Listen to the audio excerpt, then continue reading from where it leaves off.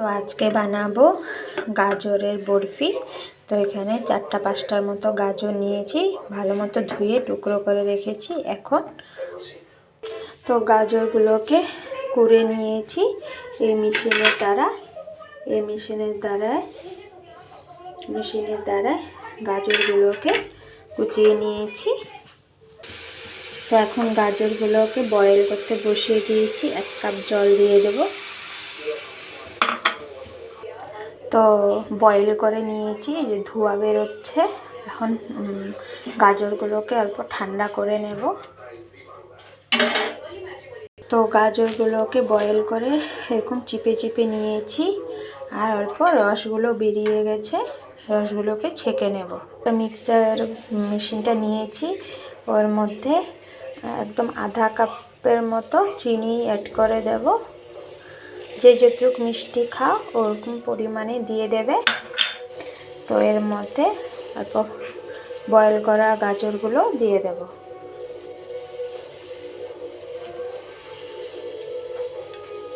তো পেস্ট করা হয়ে গেছে, কড়াইতে বসিয়ে দিয়েছি। দেখো কি সুন্দর হয়েছে, মিহি পুরো।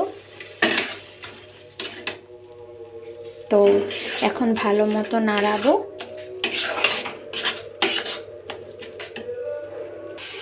ভালো মতো নাড়িয়ে নিয়েছি। এর মধ্যে 1 কাপ দুধ ঢেলে দেব। দুধ দিয়ে ভালোভাবে নাড়াতে হবে।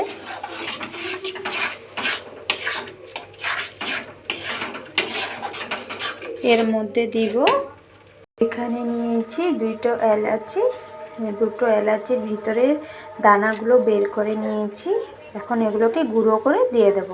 তো এখানে এলাচি গুঁড়ো করে নিয়েছি, দানাগুলো দিয়ে দিয়েছি। তো এখন ভালোভাবে মেশাতে হবে। খুব সুন্দর সেন্ট আসে, খুব ভালো লাগে খেতে, খুব টেস্টি হয় গাজরের এই মিষ্টিটা।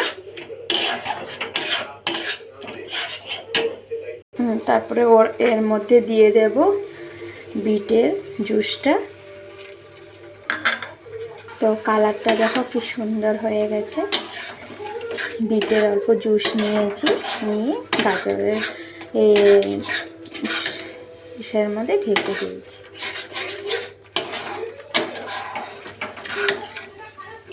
খুব সুন্দর হয়েছে কালারটা, দেখো। এখানে হলো গাজরের জুসটা। তো এখানে 5 চামচের মতো কর্নফ্লোর দিয়ে দেব।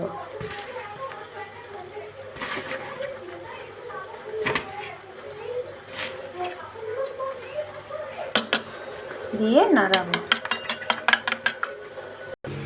তো এর মধ্যে কর্নফ্লোরটা গুলেছি, যে এটা দিয়ে দিচ্ছি। দিয়ে ভালো মতো নাড়বো। দেখো কি সুন্দর লাগছে দেখতে, খুব টেস্টি হয় খেতে। বাচ্চা বড় ছোট সবাই খেতে পারবে।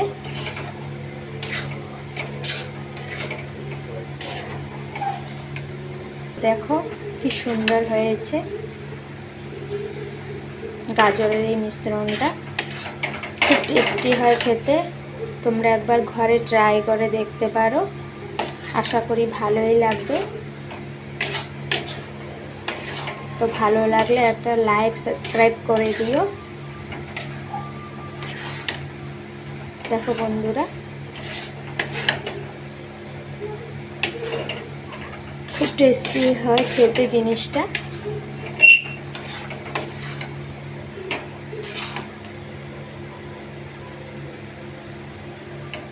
গাজরের এই মিশ্রণটা হয়ে গেছে।